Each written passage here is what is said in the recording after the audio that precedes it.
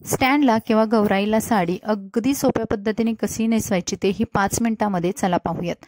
नमस्कार, पुन्हा एकदा आपल्या चॅनलमध्ये खूप सारं स्वागत आहे। व्हिडिओला लाईक करा, चॅनलला सबस्क्राईब करा आणि हा व्हिडिओ तुमच्या फ्रेंड्समध्ये शेअर करायला विसरू नका। आणखी कोणत्या पद्धतीचे व्हिडिओ बघायला आवडतील कमेंट्समध्ये नक्की सांगा। आता बघा, इथे मी स्टँड घेतलेला आहे। जर तुम्ही बेडवरती कॉटवरती जर गौरी बसवणार असाल तर तुम्ही स्टँड बांधून घ्या। इथे मी अगदी आहे असं स्टँड घेतलेला आहे। त्यानंतर इथे हिरव्या कलरची साडी घेतलेली आहे।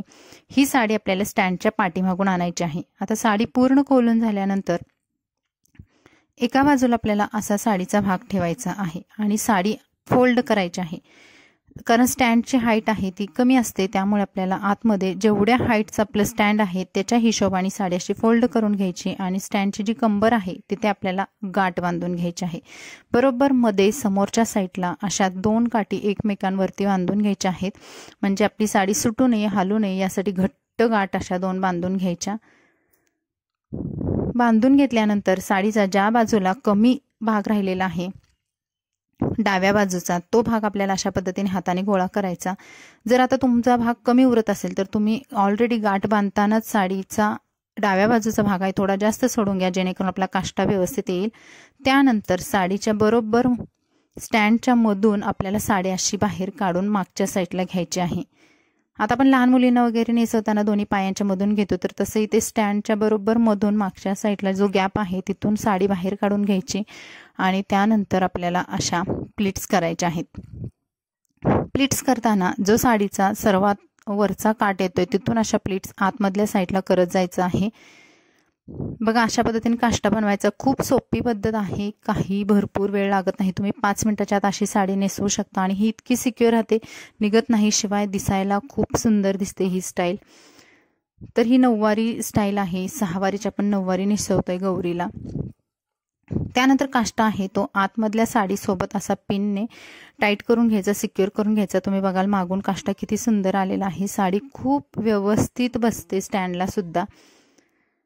आणि खालचा भाग आहे तो हाताने व्यवस्थित करून घ्यायचा, कारण खाली ऑलरेडी गोल स्टँडचा भाग असतो, तिथे आपल्याला जास्त काही करायची गरज पडत नाही। आणि गौरी पण एका जागेला स्थिर असल्यामुळे ते हालत नसल्यामुळे साडी आपली हालत नाही। त्यानंतर मी हात वगैरे लावून घेतलेले आहेत। साडीचा जो जास्त साईडला जो भाग राहिला होता तर तो भाग असा हाताने गोळा करायचा आणि पुन्हा जिथून आपण पहिला भाग स्टँडच्या बाहेर काढला होता मागच्या बाजूला, तशाच पद्धतीने हा सुद्धा भाग आपल्याला मधून असा बाहेर काढून घ्यायचा आहे मागच्या बाजूला। अशा पद्धतीने साडीचा हा भाग सुद्धा आपण काढून घेतला। आता हा जो भाग आलेला आहे मागून, तर तुम्हाला मी मागचा पण भाग दाखवते कसा। बघा, जिथून आपण काष्टा काढून घेतला होता अगदी तिथूनच हा साडीचा जास्त उरलेला भाग सुद्धा मी काढून घेतलेला आहे आणि हा जास्त भाग आहे त्याच्या आपल्याला पदर बनवायचा आहे। पदराच्या प्लीट सुद्धा नेहमीप्रमाणे आपण पदर जसा बनवतो तशा बनवायचा आहे। आता इथे गोंडे आहेत पदराला, तर मी काय केलं, साडी थोडीशी फोल्ड केली आतमधून आणि मग पदर बनवला। गोंड्याचे पदर असल्यानंतर आपल्याला प्लीट्स बनवताना किंवा पदर बनवताना कधी कधी प्रॉब्लेम येतो, तर आतमध्ये थोडं फोल्ड करायचं आणि त्यानंतर असा पदर बनवून घ्यायचा। बनवलेला पदर आहे ते स्टँडच्या उंचीनुसार आपल्याला ठेवायचा आहे। शक्यतो आपण जिथे गाठ बांधली होती त्याच्या थोडंसं खालीच ठेवायचं आहे पदर। वरती जिथे हात लावायला जागा असते तिथून एक पिन घालून आपल्याला हा पदर आहे तो स्टँड सोबत अटॅच करून द्यायचा आहे। पाठीमागून पदर फुलत असेल तर आपल्याला अशा प्लीट्स आहेत त्या हाताने थोड्याशा प्रेस करून घ्यायच्या, परत त्या प्लीट्स हालत नाहीत। आणि समोरचा जो भाग आहे, कारण आता इथे बघा मी ब्लाऊज वगैरे काही घातलेला नाही, मी प्रयत्न केला ब्लाऊज घालण्याचा, पण छोट्या मुलीचा जो ब्लाऊज होता तो इथे स्टँडला बसत नव्हता, त्यामुळे मी काय केलं, समोरून प्लीट्स आहेत त्या आपल्याला अशा व्यवस्थित करून घ्यायच्या आहेत। व्यवस्थित केल्यामुळे इथे ब्लाऊज घालण्याचा आपल्याला जास्त प्रश्न पण येत नाही। व्यवस्थित गौरी आपली ही कव्हर होऊन जाते, स्टँड कव्हर होऊन जातं। मध्ये जो साडीचा भाग उरतो जिथे घोळ होतो, तर तिथे काय करायचं, 1 ते 2 अशा प्लीट्स करायच्या आणि तिथेच आतमध्ये स्टँडला खोचून द्यायच्या आहेत। जिथे आपण गाठ बांधली होती त्याच्यावर आपल्याला ह्या प्लीट्स आहेत 1-2 असतील त्या खोचून द्यायच्या आणि एक मोठी पिन घेऊन साडी ही आपल्याला सिक्युअर करायची आहे।